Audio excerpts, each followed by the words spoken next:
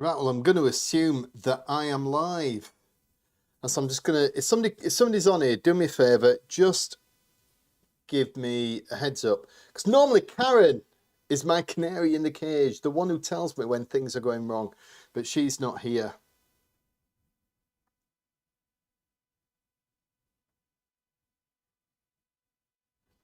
So what I'm going to do is wait till somebody comes on just to make sure everything's working fandabidosi.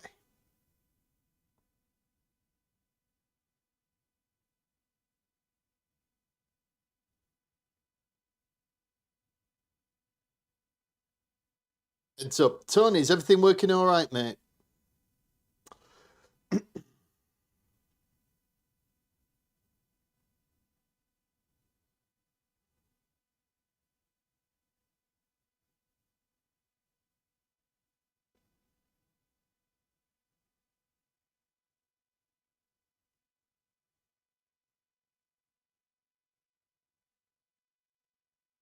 You still there, Tony? Yeah, no concerns. Well, I like that. Right then, now we can start. So I'm going to open with a quick question. Have you lost weight before, hit a plateau, not been able to get back on the horse, and then had to start thinking about different ways in which you're going to be able to consolidate where you are, but also move forward for the next stage of losing some weight? Well, if you are, then that's me. And now I'm in a place where I'm even considering using a fat jab. Indeed. So what I'm going to do is in this live, I'm going to share with you my journey so far, the things I've learned, the things that have worked, things that haven't, where it is, what I'm going to do in the future, including considering using the fat jab. And hopefully by the end of this live, what you will do is you'll have hopefully some ideas that will help you, whether you're just getting started or whether you've hit the wall. So my background so far, I've been doing this now since 23rd of May, and I lost 10, in the first 10 weeks, I lost 35 pounds, and I was absolutely smashing it. But the things that got me started in the beginning were the usual things. Fucking hated the way I looked when I stepped out of the shower. You know, self-disgust, I'm putting on shirts, I had this massive muffin top. I'm a motivational speaker. I literally stand up, and I did one in April in Newcastle, in the UK. I stood up and I was doing a motivational talk for an hour, and I've got a shirt on that's squeezed and horrible. Self-disgust is as good a reason as any. And there were other things like setting a bad example to my kids and setting a bad example to my grandkids. We've got 5, we've got another on the way. There was a bit of a health issue because my blood pressure was rising. It was 140/90 when normal is 120/80. And I went for a health check, and it came back and it said that there's a problem with my liver, which I have recently been and had an ultrasound for, and I'll share those results too. So it was easy getting started in some respects because the pain was just overwhelming and was just horrific. And I don't know if you've read a book called Thinking Fast and Slow by Daniel Kahneman. It's a sensational book, and he won the Nobel Prize for behavioral economics back in the 70s. And this book is like a bloody science research study. It's proper sciencey shit. Like it's like boom, straight up in my head for most of it. But one of the things that did come out of it, because he's a proper researcher, proper scientist, is that they did a study, and what they found is that pain is 3 times more powerful as a motivator than pleasure. So nobody goes on a diet to look good in Budgie Smugglers on the Beach. They all want to do it because they just hate the way they look. So that was me. Out of the blocks like a ground with its bollocks on fire, happy days. And then I get 35 pounds in, and things changed.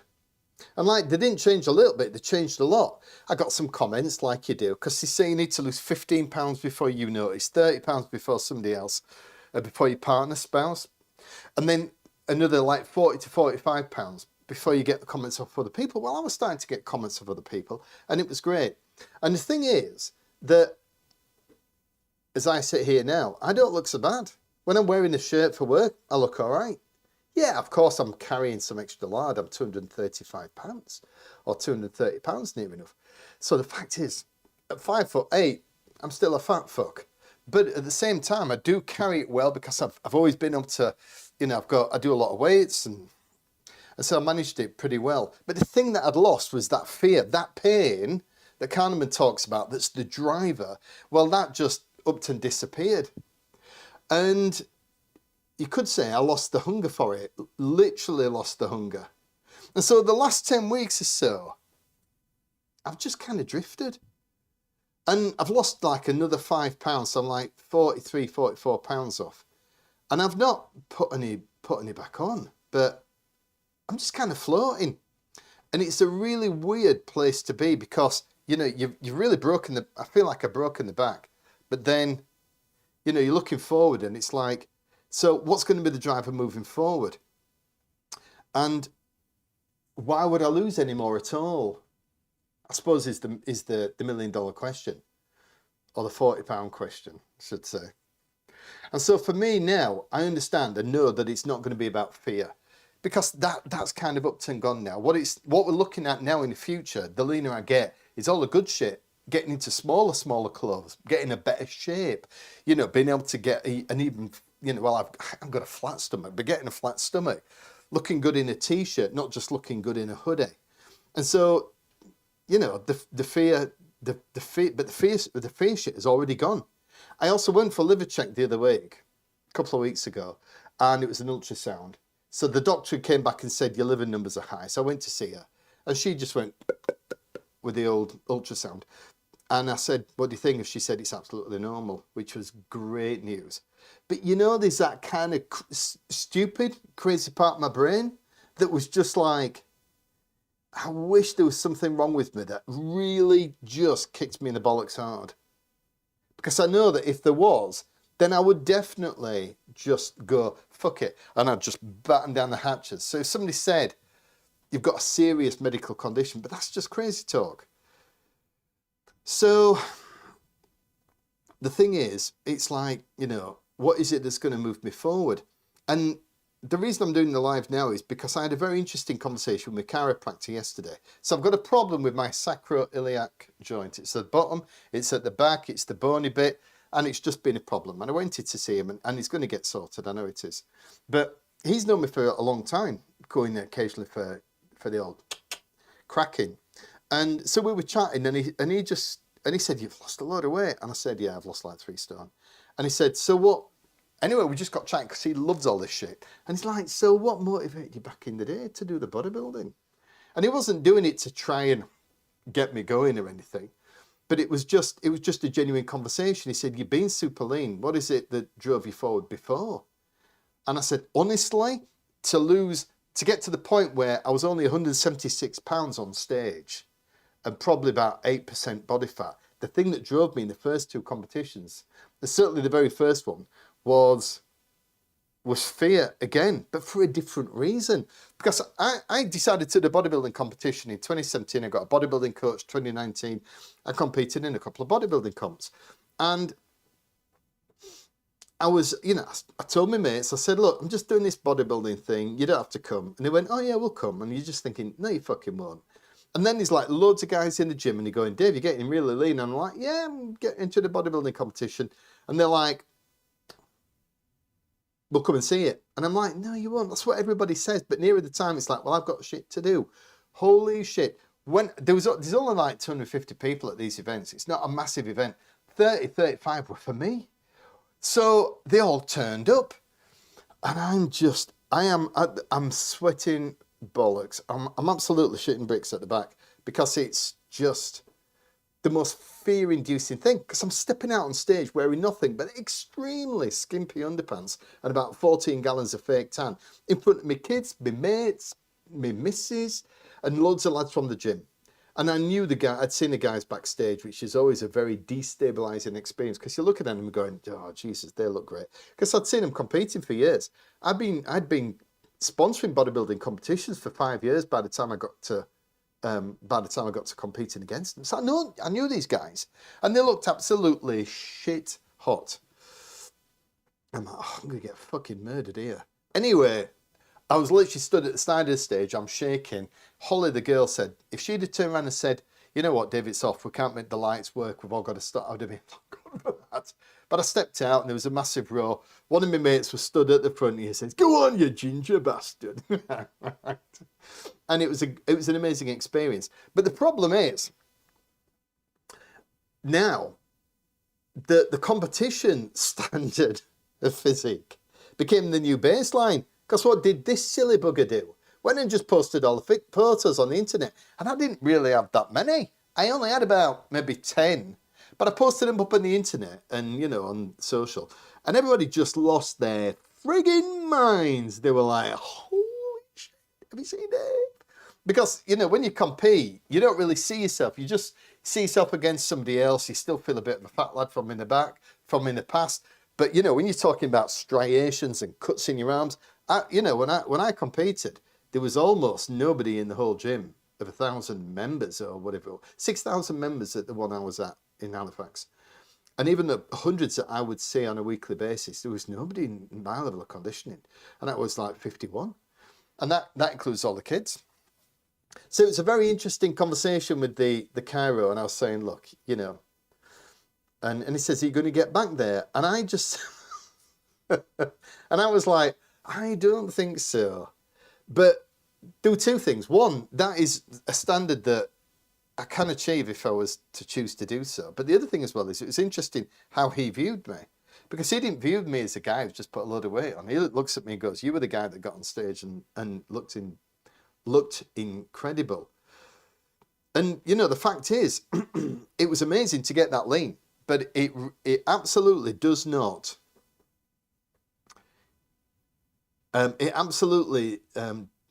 does not always mean that it's a massive positive getting that lean. Because I was in the gym, I was in Pure Gym in Halifax, that's where I used to train. And every day, 3 or 4 guys would come up and go, "Fuck's going on?" And I was like, "What do you mean?" And they went, "All this." And I went, I'm dieting, I'm entering a bodybuilding competition. What gear are you taking? You know, performance enhancing drugs. What gear are you taking? And I'm like, I'm not taking anything. It literally is just crazy exercise and crazy low calories. And they were like, "Don't believe you." And even when I put stuff up online and I put pictures, people, like, you know, strangers would go, "Oh, you're lying." And I go, no, mate, honestly, I'm not taking any testosterone, nothing, no TRT, nothing, da-da-da-da. And they were like, "Yeah, I still think you're lying." I was like, "Okay, well, can't please all the people." But it was a wild response in the gym. And guys who'd just never spoken to me for years came up and wanted like deep, meaningful conversations. And the thing is, what I could see is that getting that lean had created a certain identity for me. And that's why when I came away from seeing the chiro yesterday, I came home and I sat there in you know, on my own, up here in my study, and just kind of whiling away the hours. Well, not hours, but minutes, because I'm not that deep a thinker. And it just made me realize one thing, that actually what's going to be important to me moving forward is the identity that I create for myself. Because that is going to be different. Because, you know, in the beginning, that wasn't anything to do with it. It was like, I just need to lose some weight. I need to get rid of some sausage. But now, you know, I'm healthy. I've got no health issues at all, none. I've got 1 or 2 injuries that I've had. My shoulder's a bit fucked and my lower back's a bit knackered. But honestly, I'm getting them sorted and they seem to be doing better. And also, I've changed my training, which I'm going to share with you in a minute, which has been very, very significant. But the thing is that most people identify as a weight loss person. I'm somebody who lost weight. And for me, that's not what it's all about. Although I do need to lose weight. Because I was talking to the chiro yesterday, chiropractor, and he said, "You know, how much more are you going to lose?" And I said, "And you know, another 3 stone." And he's like, "That seems like a lot." And I said, "Look, if I lose another 40 pounds, 42 pounds, which is what 3 stone is, 20 kilos, I'm going to be about 85, 86 kilos. And he's like, that's quite low, considering you obviously you train a lot. I said, in a natural bodybuilding federation, 78 kilos and above is heavyweight. That's how much fat we carry in our bodies. And he was like, "Holy shit." And I went, "Yeah, really?" And so the thing is that it is going to be about how kind of identity, how you identify, to use a very a phrase in common parlance these days. How do you identify? But the thing is that moving forward, what I, you know, for me, it's a down, you know, I identify as being a bodybuilder moving forward. And what I mean by that, without trying to sound too much stuck up my own arse, is that moving forward, it's about, right, so what I want to do is I want to shape my body. That's my number one goal as I now move forward. It's not going to be, it's not about weight loss, although weight loss will need to happen. I can't recomposition body. You know, I could lose 2 or 3 pounds of weight a week. But even if I was training super hard, perfect diet, I'd be looking to put on 5 pounds of muscle a year. And that's 0.1 a week. So the thing is, there's no recomposition. It's not possible to turn fat, you know, to lose fat, build muscle at the same time, unless you do it like ridiculously slowly over many, many, many years. So the fact is, the recomp is not a thing. People say, well, you know, you're building muscle. It's like, yeah, you are, but not that quick. So for me, I'm going to have to lose muscle. But I'm going to have to lose weight and a lot of it to get in shape. But, you know, I am excited about that, because that's what I've always wanted to get back to. And, you know, the benefits of being lean are just incredible. Less on your joints, everything. You know, I've lost like 17 kilos now. And if I picked up 17 kilos and carried it up the stairs, I'd be huffing and puffing. And it's all going through my joints and it's all going through my organs. So the benefits of being lighter are definitely, you know, worth it. So the question is, moving forward, with the old MJ, this is Monjaro. The question is, do I do it without help or do I do it with help? And the truth is, if I'm going to do it without help, as in, you know, testosterone replacement therapy or Monjaro or anything really, then, you know, I've got to go back to the basics. And the basics are, it's data. What am I, you know, what's my calorie deficit? What am I eating? You know, what am I burning? And just figure the numbers out, figure out the figures. And I get it. Adaptive thermogenesis is a real thing. The lower you get, the less your body needs, the more your body adapts, the harder it is to lose weight. I get that. But you know, the thing is that I lost 35 pounds in 10 weeks. And I did look completely different, but I didn't look in shape. I just looked less of a fat fuck than I did 10 weeks before. Whereas now, even if I only lose 1.5 pounds or 2 pounds a week, then the benefit is I'm going to see the benefit a lot better. So I understand that it is, and, you know, and it really just comes down to getting back to grips with the numbers. And as long as I understand what it is I'm eating, what it is I'm burning, then it's fine. Also, better training. So I'm going to talk about that in a second, but I have made some pretty big changes to my training, and they have been fantastic, I have to say. And a lot of it has been because of my school community. So I've got a school community, Lose 50 over 50. If you want to join, you're more than welcome to come over. And over there we have lots of discussions. We go pretty deep. Amazing group of guys. And you know, over there we've been talking a lot, and a lot of the guys have got injuries from decades of injuries. And, you know, for me, you know, they've given me a bit of a spanked arse at times and says, stop lifting so heavy, get back in. So I'm going to share how it is I've changed my training. It's been significant. I've had a massive response, and it's been magnificent. But there is also the other side of, should I get some help? Because again, one of the things that we talk about losing weight all the time. That's what the school community is for. And the one thing that's come out of it has been how many of the guys have dabbled a bit in using, fat jabs in the past, and it was just quite eye-opening for me, and they used it really well. So it is a consideration. But the big thing for me now, because I'm 50 cent, is TRT. And testosterone replacement therapy is a massive thing now. It's becoming a lot more mainstream. You've got people like Joe Rogan and on his podcast talking about it. He's on it. And the thing is that there was a massive study came out of Finland. And what it showed was that 53 is the age at which everything drops off a cliff. because we lose 1.2% testosterone as men from the age of 40. By the time we get to 53, we've lost nearly 20%, 15-20%, and everything starts to drop with it. So libido, energy, desire for success, ability to grind things out. So what you find is that people have ambition at 53. They still want to do something with their lives. But the concept of kind of grinding it out like we all did early in our career, not there the same. What they also discovered in this research study was that at 65, that is the age at which ambition and ability to drive it through stops. And so basically people just sit around and do not a lot from 65. So the concept is, you know, going out and doing something that is cognitively difficult, even physically difficult, isn't between them. And so the fact is that, you know, the loss of testosterone or the, you know, the diminished testosterone levels that we have is something significant. I'm 57 now, you know, 57 and a half. So if you take the 1.2% a year, that's not a small amount. 17 years times 1.2. Leave that with you. Yeah, it's over 20%. And that level of drop is not small.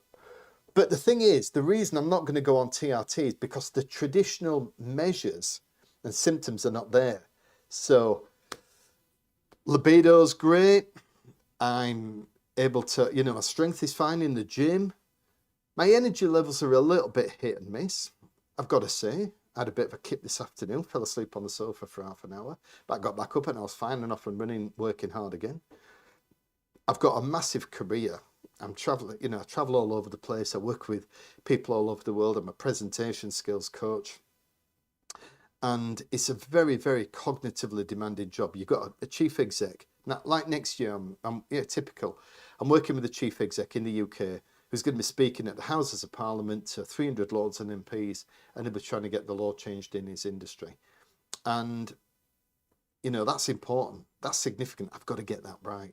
So the demand on it is very demanding, is very high. That it's a very demanding career that I have, and I'm working full time on it, and I travel the globe, all over the world, and it's amazing. But I still have the energy for that, and I still have the drive and all the rest of it. But my energy is not what it was. You know, nowadays some clients will get in touch and say, can we do this? And I'll go, yeah, but we're going to do it online. And they go, really? I want to do it face to face. I went, this isn't about platform mechanics. It's just basically showing you structure. And I can figure out, you know, some speaking, but I'm not going to spend half, you know, a day traveling or flying on a plane to sit around in hotels and lose days and days just to spend the day. I could do it online. So there are things I've monitored and changed over the years. You know, my dick still gets hard. Harder than the sheets on a teenage boy's bedroom. That made me smile. So the thing is, the TRT is not really of interest. Plus, the other thing about the TRT is that because I am gonna crack on and lose the weight, because I've got some big stuff coming up next year, work-wise, and I just want to look good for it. I've got some big talks, but you know, and that's a good enough driver, isn't it? But the other thing as well is that what you shouldn't do is change too many things at once. I'm a presentation skills coach. If I work with somebody, I say, look, just change this one thing the next time you talk. You speak 100 times a year, some presentation of some kind, just change one thing at a time. Then we'll work out if that works. Then the next thing. So if I'm changing my diet, you know, if I'm modifying my diet again, getting that calorie deficit and training really hard and taking TRT, and I start losing weight, and then it's like, what's working? So I think that, would I consider TRT? Holy shit, yes. In 5 years' time, if it's all going a bit south and and I've got soggy dick, I'm going to find a clinic. I'm going to go and get tested, and if it's the right thing to do, I'm going to get it taken in. But apparently, when you take exogenous, is that how you say it? Exogenous? That must be. When you take exogenous external testosterone, it does diminish the amount of testosterone you have. Your natural testosterone, I believe. So, TRT is not for me. And so, but honestly, I will if it comes to it, I'll take it in a heartbeat. Because I'm an atheist, I don't believe in life after death. I want longevity, but I also want morbidity. I want good morbidity. I want I want to live a long time. I want my quality of life to be good. And I'm not going to sit around and just crumble crumble, you know, and, you know, like sand going through my fingers, just see my life disappear. If I need it, I will take it, but it's not yet, and it's certainly not before I lose any weight. But if I go back to the thing about what do I identify moving forward as, it's bodybuilding. So therefore, the most important thing now moving forward is bodybuilding training. Fuck the heavy weights. Thankfully, that has sunk into my rather thick skull. And so there's two things I've done. First of all, gone back to a public gym. Right, so I've got a gym downstairs in the garage. It's beautifully done, and I've kept it quite spacious and quite sparse. I've not absolutely smashed it full of stuff, but the one thing I don't really have is any machines. And so I've gone back to the public gym. There are some things about the public gym I don't like. You know, they've eventually got a lock on the door. That was, we went a year without a lock on the door. So you'd be sat there having a shit. Somebody come up, open the door. Yeah, just give me 5 minutes. Are you walking on somebody else? It's like, really? Because there was only one toilet. I don't like the music, so I get my AirPods, stick those in. The conversation is great. I mean, I've got to say, because it's been a long time since I've been, it's been like a year. I went once like 8 weeks ago, but I went in and, you know, the woman who was there, who owns it, she came up, gave me a big hug, welcome back. I got a fantastic offer on the money. It was only 20 quid a month for 6 months. And, you know, it was great to be back. But there's some things that drive me a bit nuts. A guy dropping weights, fuck me. I feel like just getting him and getting him on the floor and smashing him. You get so irrational, don't you, when you get older? Irrational. Irrational hatred of other people. But the thing is that the public gym is good. And the most important thing for me is variety, because I had enough exercises at home and I never get bored. I get up in the morning and I you know, you wake up, you feel like being hit by a truck, and about 30 seconds later, I'm going downstairs to exercise. I'm going downstairs to lift some weights, and I get so pumped, literally excited. Is beyond imagination. So I love going down, I love exercising. So, you know, if a permanent COVID situation arose where I've got to work, I've got to train from home forever, I'd be absolutely fine. But it's not what I want to do. I want some more variety, because I think that will help with just more muscle stimulation. I'm not naturally big. I'm not naturally strong. I don't have any naturally big frame. I've got to work fucking hard to get every pound of muscle. So that works for me. The other thing as well is that free weights versus machines. So I don't know. If I'm doing chest and I'm doing chest press with dumbbells, then, you know, it's good on one level doing free weights, because as you're going through, you're stimulating muscles in a completely different way. Those little micro movements where you're stabilizing the weight at the top, you know, it really gets deep into your muscles, and I genuinely believe that it helps a great deal to do free weights. But it's just, you know, using machines, just makes so much more sense the older I get. You know, they are definitely safer, because, you know, as long as you're using it properly, then you use the machine. See, if you're using a chest press, you know, a machine chest press, then, you know, if anything happens, you just drop it and it's safe. You know, you can go to failure if that's what you choose to do. I do like to go to failure, although I'm kind of changing my perspective on that a little bit. But it just means more stimulation. And alongside that, the second thing I've done is increase intensity. So now I'm doing supersets, I'm doing less rest and more sets. And so, for example, I still do chest at home, but instead of doing like 45 kilos, which hurt me the other week when I was doing chest press, I did 30. Yes, a couple of days ago. So I did 30. I go to failure, do like 18 reps, put it down, pick up 2 10s, 11, that's all it is with a bar. And I did some flies. And I woke up yesterday morning and I swear to God, DOMs like an inch deep. And for me, I know that is a good thing. But I've been, you know, I started with my bodybuilding coach in 2017. And his process was 1 exercise per body part, 3 exercises. So you don't overload, change it around super slow, do some of that high reps, high tempo, whatever.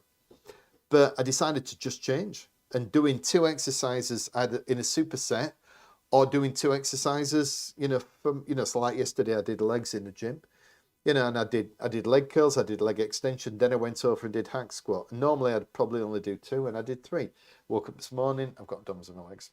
So the thing is that it's going to be, driving it forward is going to be about doing the bodybuilding training, which is maximum stimulation of the muscle to get the goal which I want at the end, which is best shape possible. But in the meantime, I'm going to have to cut down the food and just stick to better food. Stick to better food and less of it, and get that calorie deficit back in. And, you know, it's not going to be particularly difficult. Although the problem I've got is not hunger, which brings me back to the fat jab. So I've always been against fat jabs to a certain extent, not completely anti-fat jabs, because if you take a fat jab and you lose weight, the benefits are incredible, like literally life-changing, life-saving. I get that. My challenge always has been people don't change habits. That's not what I see. So what people do is they're eating less, but they're still eating the same. They're still eating shit. And there are three problems with that. The first one is that shit is still going through your system. It's in your blood. It's going through your organs. It's going through your intestines.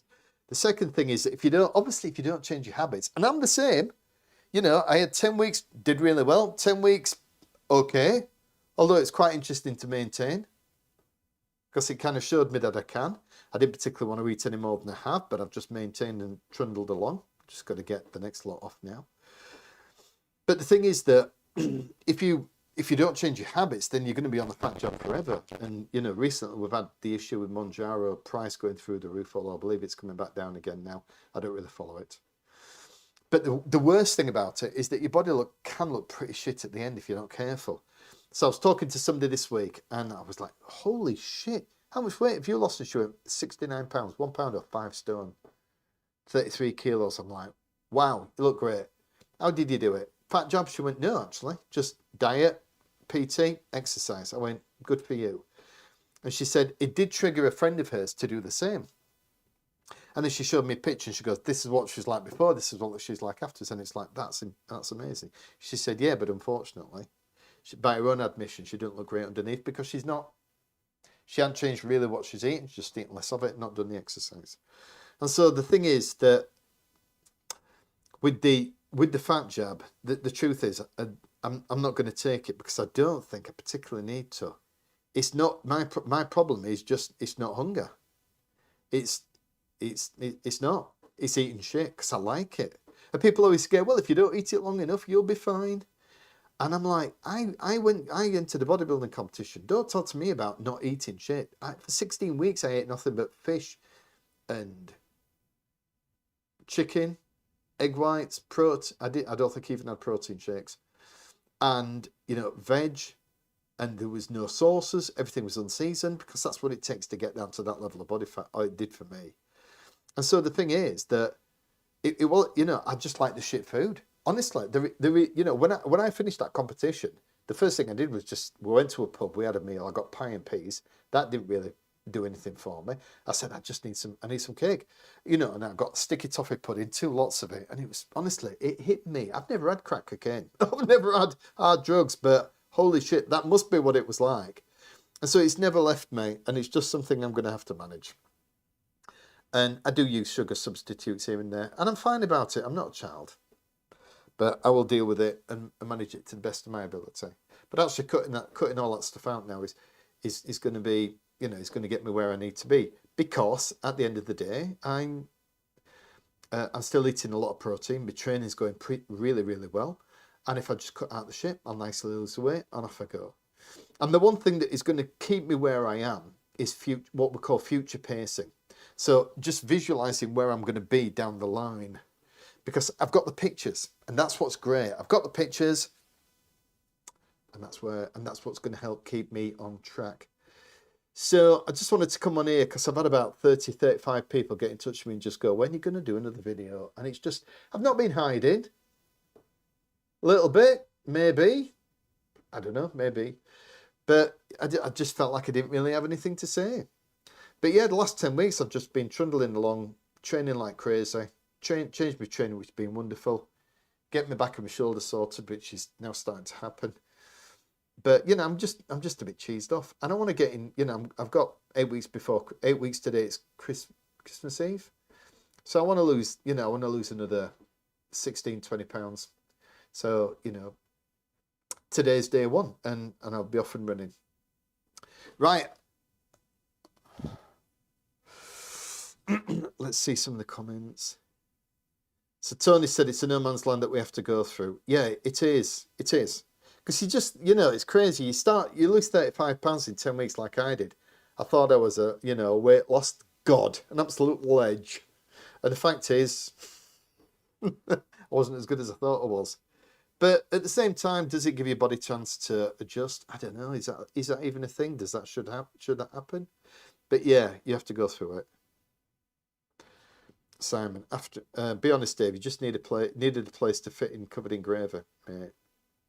It was wild. Up close, I looked black. It was that dark. And I mean, look, that's not even the skin colour, is it? If that was the skin colour, it would be translucent. I'm whiter than Casper the Friendly Ghost. It was a task to get this covered and not be patchy. It was an amazing experience, though, I've got to say. Tony says, I also identify as a bodybuilder, cannot shift the mindset. Well, the thing for you, Tony, you're in the school group, is in there all day, every day. Tony's amazing information he comes out with. But Tony's a beast. He's an absolute beast of a bloke. And he's definitely a bodybuilder.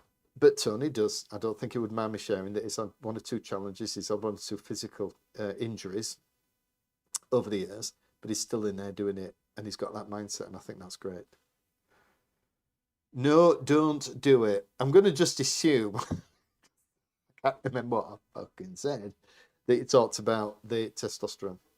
After Deb's Paul, after 4 months on Mounjaro, I lost 3 stone. Best thing I ever did. Happy days. I don't know if it's Deb or Paul, but anyway, honestly, I think, you know, it's each to their own. Am I going to turn around and tell people what to do? Never going to do it. All I want to do is just people. All I want is people to get the best out of life. That's why I do this YouTube channel. That's why I did the school community, because I just want to help people. Just help people to get where they want to be.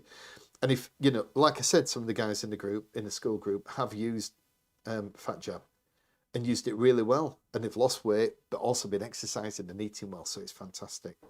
My nervousness is around that. So somebody very close to me, it's not Karen, somebody else, they went on Fat Jab, and I said, look, you need to exercise.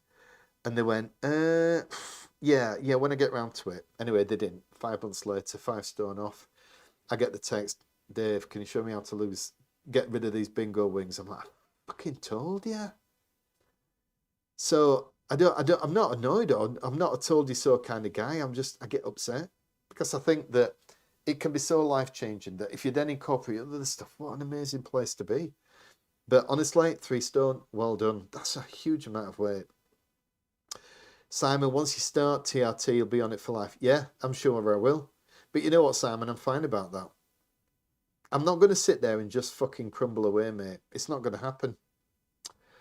But I would only do it once there was a significant gap from where I should be.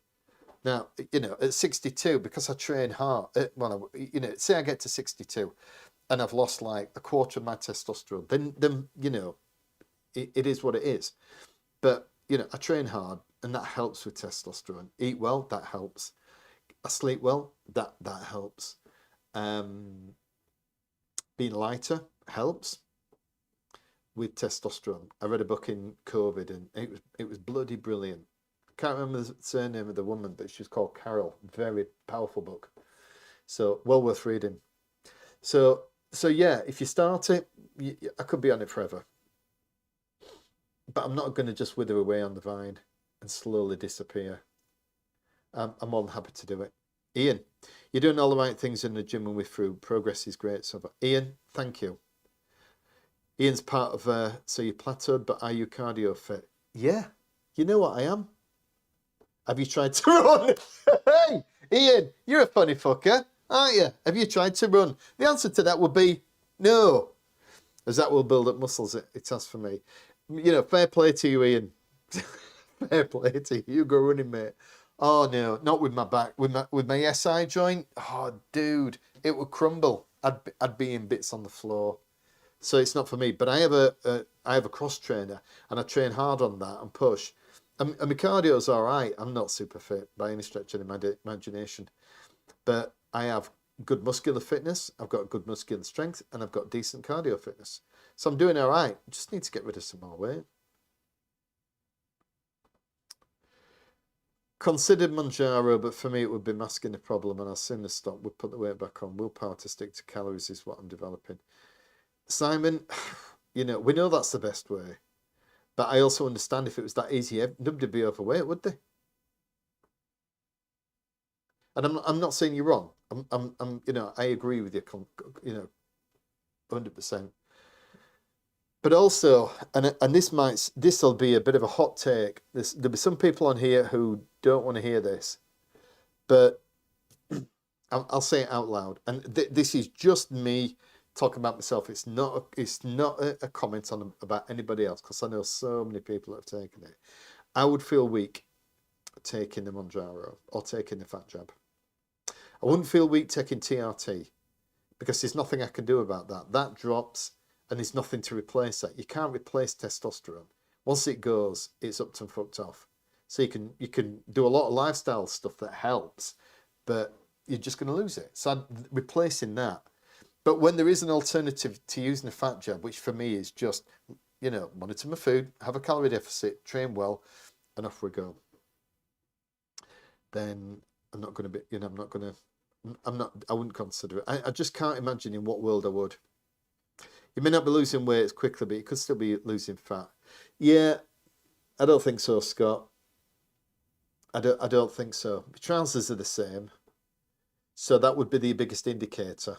I'm still in 38-inch waist, but I've got a fairly flat stomach because I carry a lot of weight around here, and I don't have that big kind of really blobby, soft, shit look at the moment, or that I had at the beginning.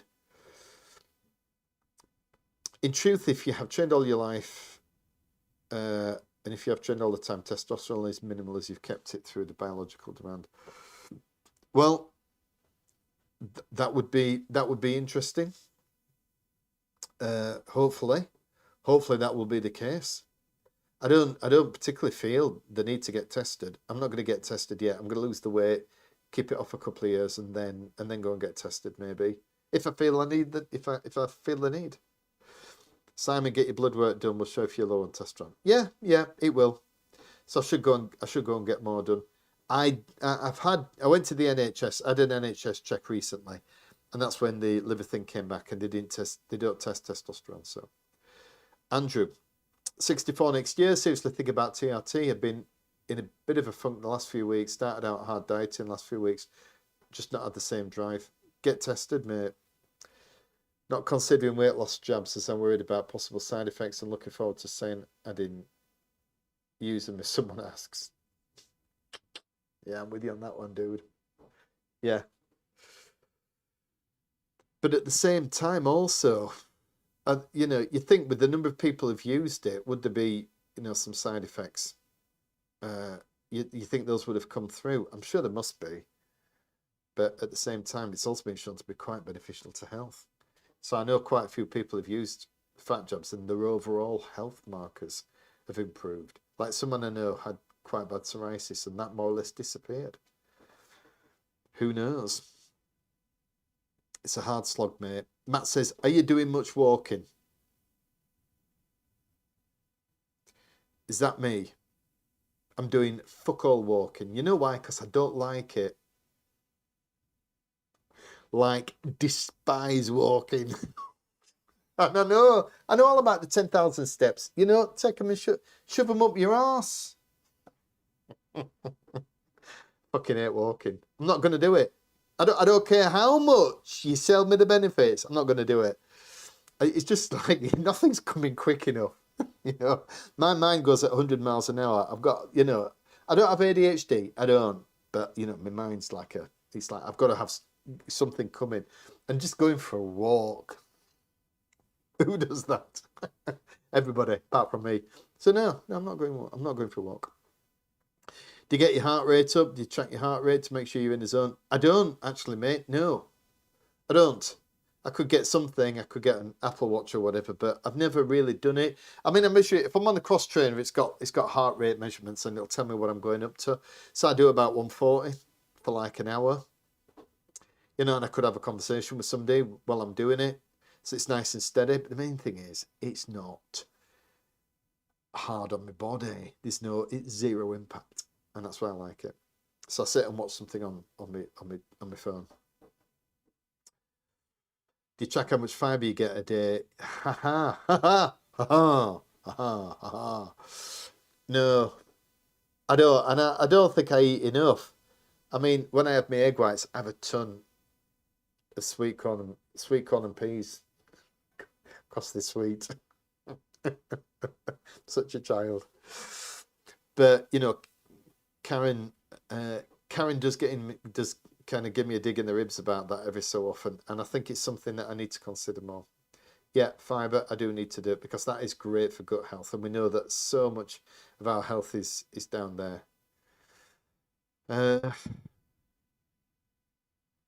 minute we turn to drugs to achieve what we want is the day we have actually given up on ourselves. Tony coming in there with a sledgehammer. You're growing up. You're growing up on yourself. Get your shit together and get on a diet and get down the gym. That's Tony's approach. And, you know, I would have taken that attitude 20 years ago. I'm 57, 37. I was harder than a fucking coffin nail. You know, I used to say to people, you know, basically, you've got the life you deserve. And that was a very strong statement from a stage in front of 1,000 people. And I used to get some right shit. And I was like, no, it will change your life. You won the lottery of life being born in a third world, in a first world country. You got access to healthcare and everything else. So get your shit together. I'm a little bit. The older I get, the more I'm kind of these days. So I don't accept fully. I think if you need a bit of help, then fair enough. But don't use that as the overall only crutch. Otherwise, I think you're going to end up being in a bit of a mess. That's just my opinion. Whenever I have a high fibre meal, I'm always fuller for longer. Yeah, I mean, that makes sense, right? You can even buy snack bars with 10 plus grams of protein that helps it full. Yeah, I know. Ian, I understand your point of view, and if you think it's worth it, try to get the weight started to shift, but monitor that food closely as you don't want the exercise to meet more in between. Yes, yeah, I do accept as well that, you know, when you exercise more, it makes you more hungry. But, you know, the first 10 weeks I did it, and I was all right, actually. I found I was okay. It's just giving up the sugary shit, really. And I was eating enough.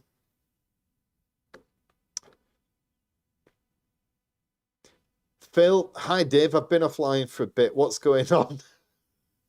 Mate, fuck all. Nothing's happened. For 10 weeks I've been sat here eating biscuits after my tea. Been training hard, been getting my injuries sorted. But I haven't lost any weight. Not really. Lost a bit. Not worth talking about. So, yeah, that's what's happening, Phil. Skippy! Hey, bud, how you doing? I'm all right, thank you, actually. I feel pretty motivated now. I'm ready to kick on. Because the thing is, I want to enjoy Christmas. And Christmas for me won't be eating 4,000 calories a day. But, you know, we've got a big family do on Christmas Day. I like Christmas. I'm not religious, but I like it. I like the chill, the relax. You know, we have Boxing Day in the UK. And so people tend to take the whole week off and it'll just be seeing friends doing stuff. And I don't want to sit there and just feel that I've not kind of earned it. So, but I'm not going to eat a load of shit because it'll make me feel weird and crappy. That's what scares me, is I don't want to be dependent or find an excuse. That's the thing for me, Ian, is if the next phase is about getting a diet that I can lose fat. I might lose a bit of muscle. Well, I will lose a bit of muscle. You can't just not lose that. But I will lose a bit of muscle. But I'll mainly lose fat. And then at the end of it, have something that's nice and stable that keeps me in good shape and keep me going forever. But the thought of taking a drug forever, you know, even if it's TRT, does not fill me with joy. DJ Junior, 68. Were you born in 68? Best year. Do you count the Cadbury bars eaten? No. I stop at 8. The cross trainer is your option. Less load bearing and you will get a sweat on. I love it. Yeah, oddly enough, I don't like CV. I mean, not many people do. Some people do, but I don't particularly. But the cross trainer is fine. It's, in fact, it's better than that. It's, you know, it's. I don't grind my teeth. I don't sit there and go, oh, I don't want to go on it. I get on it quite happily. I bought a beautiful machine. It cost me a fucking fortune. And so it's a very, very solid, beautifully made, runs really well. The resistance is perfect. I stick my phone on, get AirPods in, listen. I've got, well, all the, you know, speaker, and I listen to podcasts. I'll listen to business podcasts that help me with my business. And it's a great time for me. So I use it as an education time. So 1.5 on the podcast, sit there and go, boom, boom, boom, boom, get off an hour later and I'm good. Heart rate is key. 140 is far too high. It needs to be max 119 for fat burning. I agree to a point. So the thing is that you don't want to. I don't want to. Yeah, I don't want to lose. I don't want to lose muscle. I don't. But also there is. I don't do it 140 all the time. Sometimes it's slightly less. But the other thing as well is that I do want to get my cardio, you know, my cardiovascular fitness up a bit. The one thing I can't do very well because of my back at the moment is do high intensity. I was doing HIIT where I was doing like, you know, 45, 50 seconds going like Billy O, and then like 45, 50 or 60 seconds rest. And I can't seem to do that at the moment. It's hurt my lower back too much. My SI joints playing up too much. So I'm not overly fussed about doing 140 to keep my heart rate up because I want to keep my heart strong. But yeah, I'll take that on board, Tony. I'm in for a knee replacement Tuesday, not trained for weeks, but watch my diet. Next 3 months will be hard. Yeah, they will, mate. But you know, we're in a time now when most people who I see who get a knee or a hip replacement, it works out real well. They do great, or seem to. And it comes out the other side and it's transformational. So the most important thing, mate, listen to your Uncle David. You make sure you don't come back too soon to do some exercise. Get the rest. I mean, you know, I'm telling you shit I probably wouldn't do myself. But you just make sure you just take the time because he's, you know, it's forever, isn't it? If you get a knee replacement, I don't think they do them twice still. So, Electric Lentilman or Electric Lentil Man. Maybe your name's Lentilman or Lentilman. Great handle. Hi, just started OMAD first weigh-in Friday. That's been a big topic on, so Big Tony Hill here, he's been an OMAD guy for quite some time. He's changed it recently. He's in the school group. But yeah, one meal a day. You know what? It's weird because I had the ultrasound last week and I had it later in the day and you can't eat for 6 hours or drink anything or eat for 6 hours. So I got up and I thought, well, I could eat something in the morning and I'd be fine later on. I thought, no. Play the game. But the ultrasound was later on in the afternoon, and I didn't drink anything or eat anything for quite a long period of time. Didn't bother me at all. Quite weird. So yeah, 1 meal a day should work, because you know you can. I guess you can only eat so many calories. Tony, I agree. He needs some brisk walking. Well, you can fuck off as well, Scott. I'm not walking. It's not going to happen. I'd rather let Stevie Wonder take out my appendix with a rusty screwdriver. HIT is shit for fat burning. Do 2 VO2 max workouts a week. Yeah. I mean, that side of things I will look at, and particularly once I get leaner, because I will not want to lose any muscle. I mean, when I got in great shape back in the day, when I was 51, back in 2019, and I was competing, I was speaking, and I can remember seeing people were seeing me online, and it's an optical illusion. You look bloody enormous. And then I turned up at a gig. It was a fantastic gig in London at the British Museum, like 500 people, and I was the keynote speaker. And the guy looked at me, and I knew him well, and he looked at me deadpan and just went, "I thought you'd be bigger." I went, "Bastard." So even in a short sleeve shirt, you know, you can see I've got veins and what condition in my arms, but I don't look big. I don't look big at all.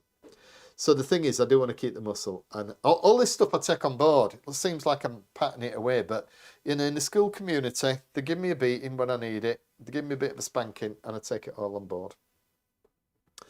Right, everybody, it's 6 o'clock. I'm going to scoot and shoot because it's time for my tea. Has anybody got anything else they'd like to ask? Well, it just leaves me to say thank you very much for coming on. You give me your time, which is not a small thing. And I appreciate it very much, especially when I don't really have a great deal to share. But I'm going to be doing these lives twice a week. Because it just, you know, doing a scripted video, most of my videos are scripted. And the thing is that they take forever to do, like 11, 12 hours to do like a 15-minute scripted video, which I don't mind doing the work, but it just means I can do less. Whereas with this, I've got some notes here, I've got some notes there about what it is I'm going to share, and then what it gives me a chance to integrate with you guys. Yeah, Roadhouse quote, I know, bastard. And so, but it means I can do them twice a week. And I've also got this set up as well, so you can tell me what you think. Because what I've got is I've gone out and spent thousands of pounds on lights and cameras. I was doing it in the garage, but the lighting was shit, and it just looked a bit basic, and the lives didn't work because the internet didn't work properly in the garage. And so I've decided to come up here and I'll set this thing up now, and it's a little shrine to Dave Thomas. So that there is my US memory. When I became US memory champion, you're gonna get all. I'm gonna buy your tits off you now, right? So you can go if you wish, but I'm gonna do it anyway. So that is my US memory championship, right? When I became US memory champion, that's when I became that's my fire helmet, my actual fire helmet from when I was an operational firefighter. That's one of my. You got to go in reverse. That's one of my bodybuilding competition trophies. That's my #1 best-selling book. This over here, that's my #1 best-selling book, and I got, I was in the #1 in Sun Times. That is my Guinness certificate from reciting pi for 22,500 digits. And that I can't even do, honestly, I'm such a dick. And that is a letter from Oprah Winfrey herself, signed by the great woman, thanking me for going on the show. So I've just turned the room into a shrine to DT. You've been a fake. Been a fake Ricky Gervais. That because he's got the backdrop, hasn't he, with all the Emmys and everything else. You know what? I went up earlier on, and I've got like 14 or 15 framed certificates from everything I've done particularly in the memory field over the years. And I just thought I'm going to get it and put it all across the back. And I thought, no, don't do it. But I didn't want to have a blank space, and I thought, well, I'm not going to put up some shitty picture of New York or whatever like other people. I'm going to put up something meaningful to me. Right, gang. Thank you so much for coming on the call, on the live. I'm going to do another one this weekend, and I'll just keep you up to date. And it would be lovely to hear from you and have you around. And I'll share anything that happens in between. Take care and have a great week.